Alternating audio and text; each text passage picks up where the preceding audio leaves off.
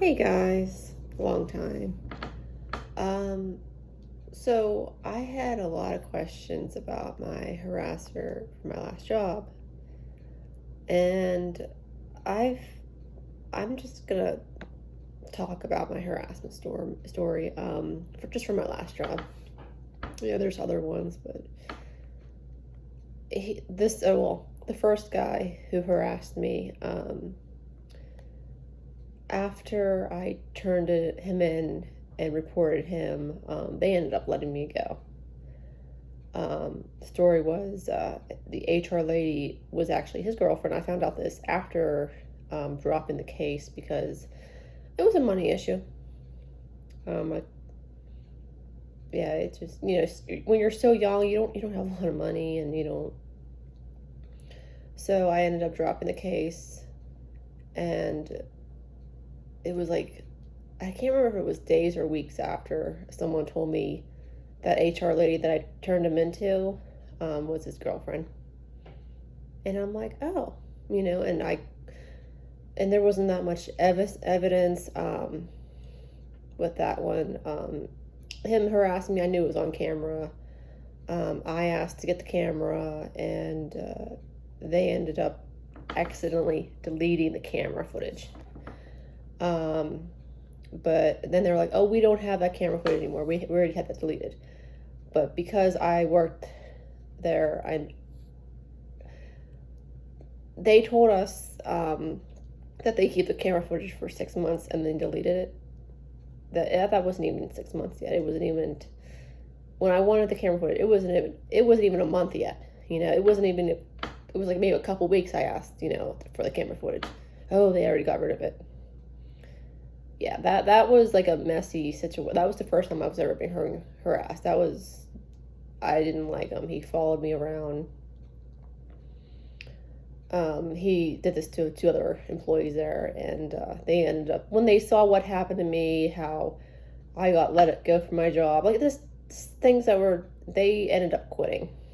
I asked them repeatedly to help me out with this case, talk in court, but they didn't want to lose their job, and yeah, that was that. But he never like stalked me after work, like after I didn't work there anymore. He didn't stalk me. Now this guy, so we were good coworkers. I thought, oh, good friends, whatever, and people get jealous over me. I am I love being a fast worker. I like all the knowledge and how to do things, and that's just how I work.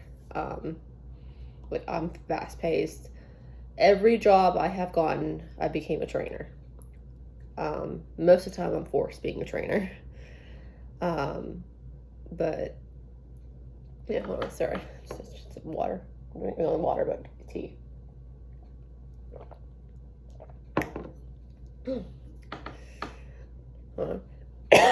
Sorry, that tickled my throat. But no, but every job I've had, I've always been a trainer.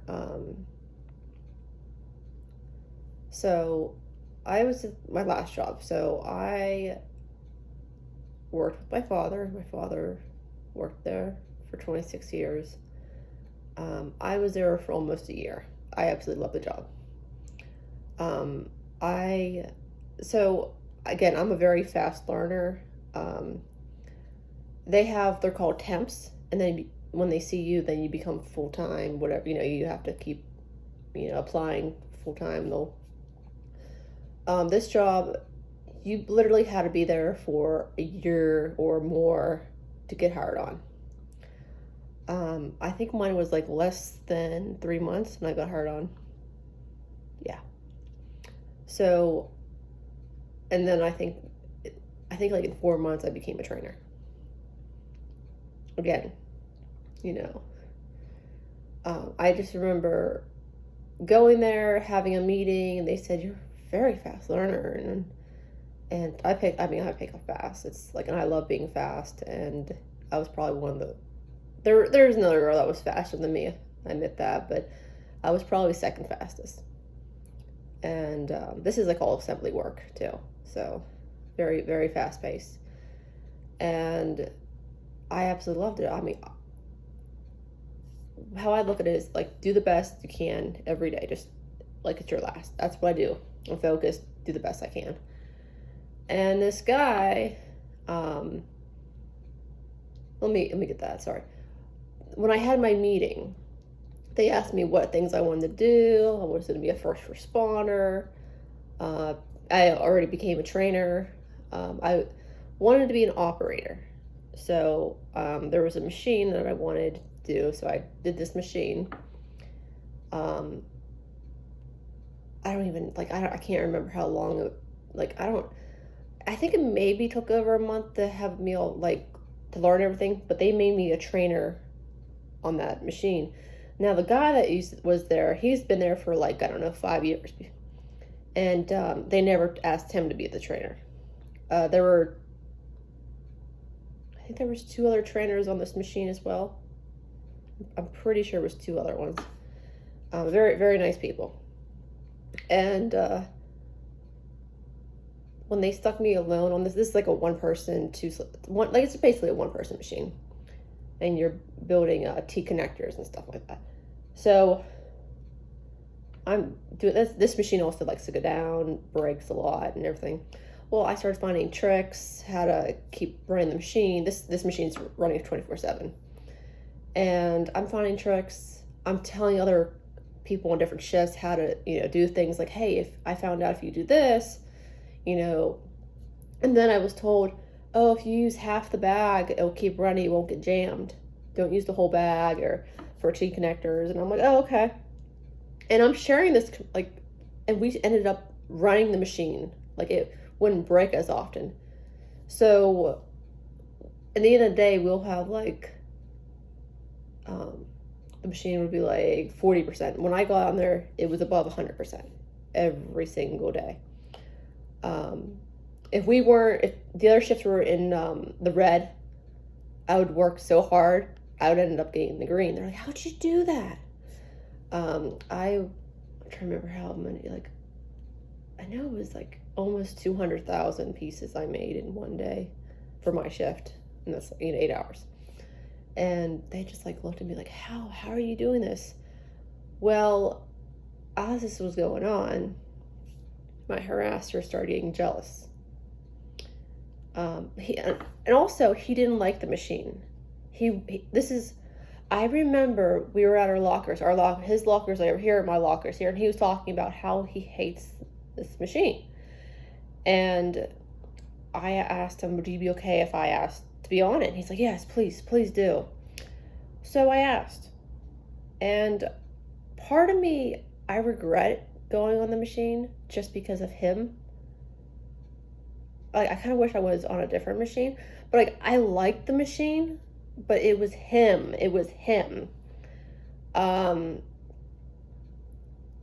Now this was he's been harassing me since 2017, and 3 weeks ago, I believe, he messaged me. So just think, November of 2017 to July 2023. It's a lot of years. I didn't tell my parents that he messaged me again. I just didn't want to hear it. He stresses it. He just bothers me. There was a day, so other people, like, after I didn't work there anymore, I had people telling me that he would throw up his hands up in the air when they would read the percents, because he knew that I was on the machine. He got so jealous. I didn't know he was jealous. I just do the best I can. He called me the C word, and the other operator overheard him call me it. And she's like, if you're not going to go tell on him, I will. So she ended up saying something. I ended up saying, they're like, why didn't you tell us that he was harassing you? And I told them, I said, my last job I was harassed, and I didn't want, a repeat type thing where I go and report him and I get fired, because somebody knows I'm in the company, and and that's what happened again. That's what happened. Not now. I'm in a different job, a real nice job, but my last job. He started pushing me around, like pushing me around, slamming the door on me, just call me the C word and everything like that. He So I turned him in, and then he started spreading rumors about me, and he found out something. I'm like, I didn't think people knew. And so years ago, I was jumped by a gang when I did security. You know, and he found out that information, and I'm like, how did he find out that information? And my father finally told me when that happened to me. He worked there for 26 years. He ended up telling higher management about what happened to me. And so my father told me, yeah, people in management knew about it. He's like, I don't know how he found out, you know. So he ended up making fun of me about being jumped by a gang. And that hit me. That was like hit me emotional. I literally started crying because, I mean, if you're ever like jumped, it replays in your mind. Like you'll never not see their face. Like you will always remember what they look like. Their voices. It's like it will haunt you. And him just making fun of me of being jumped. And mind you, I couldn't walk right for like 6 months. I mean, I got jumped. I could talk about it now because it's just things that happen, you know, how it was handled. It was not handled right. And it just makes you like angry and just, you know, like the world is against you, you know. But this guy, I ended up crying and oh no, I didn't mean that. And I think, like, I don't know, he really bothered me at that time. So once he, like, knew that I was, you know, jumped, and I think once you realize he can get to me that way, he kept doing it. And that was just horrible.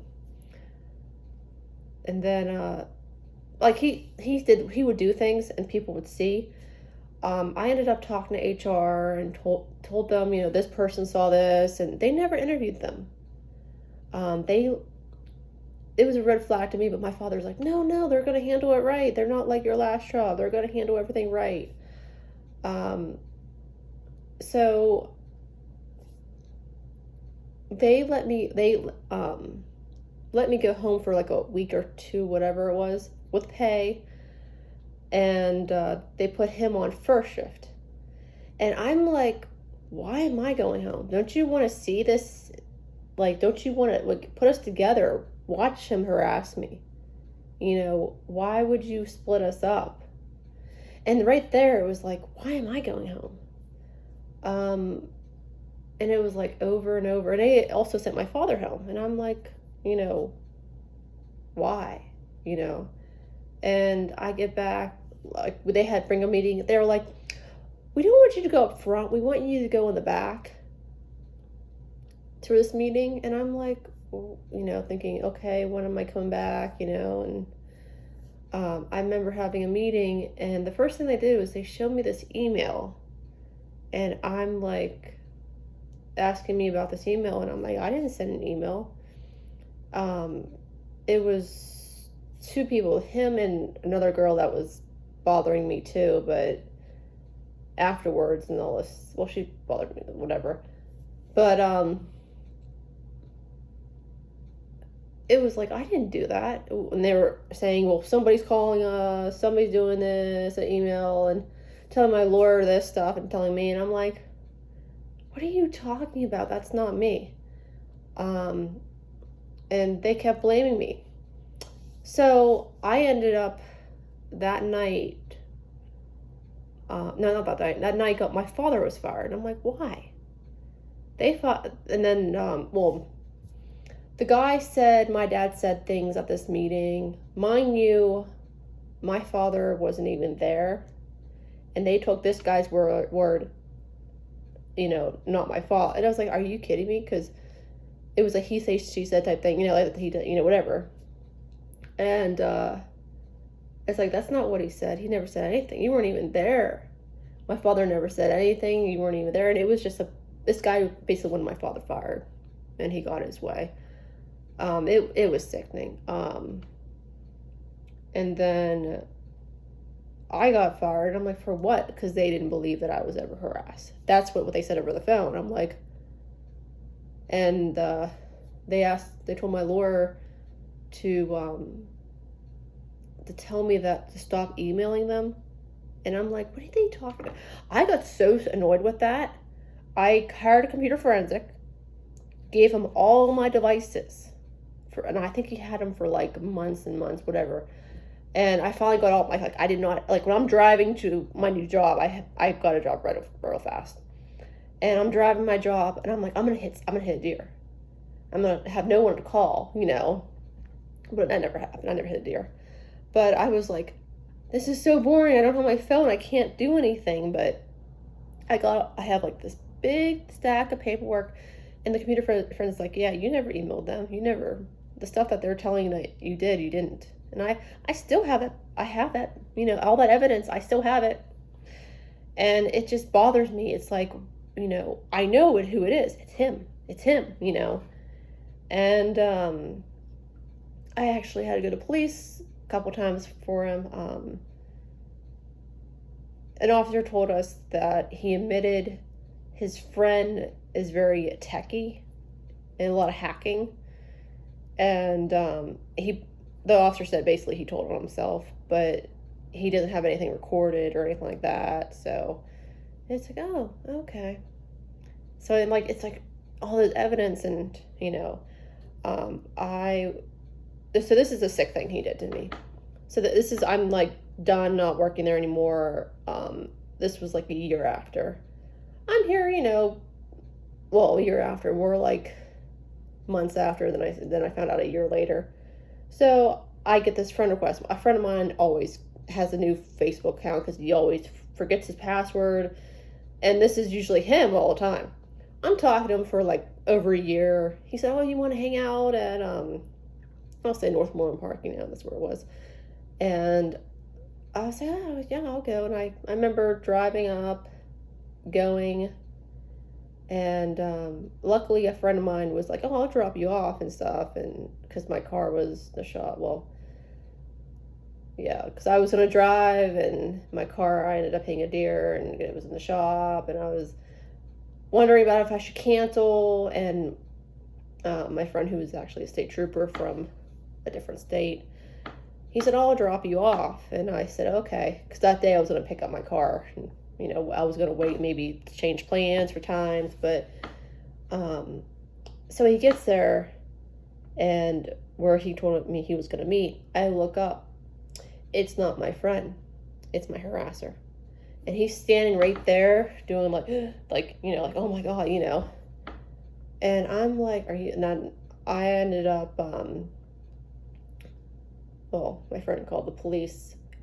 We had a police officer we were talking to him, and I just remember him saying that they couldn't charge him with anything, but they told him that I needed to go to see my local police to get his Facebook account taken down. It's not really his, And I'm like, why can't you do it? And they said because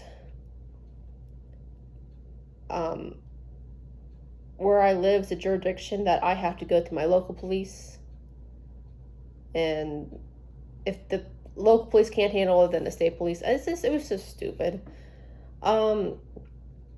But yeah, he was standing there. They said I couldn't charge him with anything because he didn't do anything.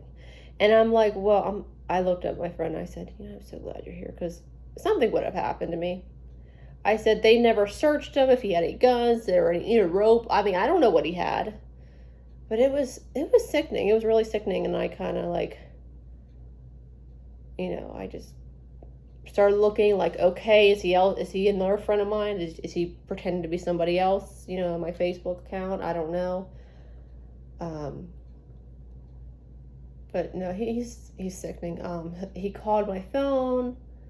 I never gave him my phone number. He started sending me stuff by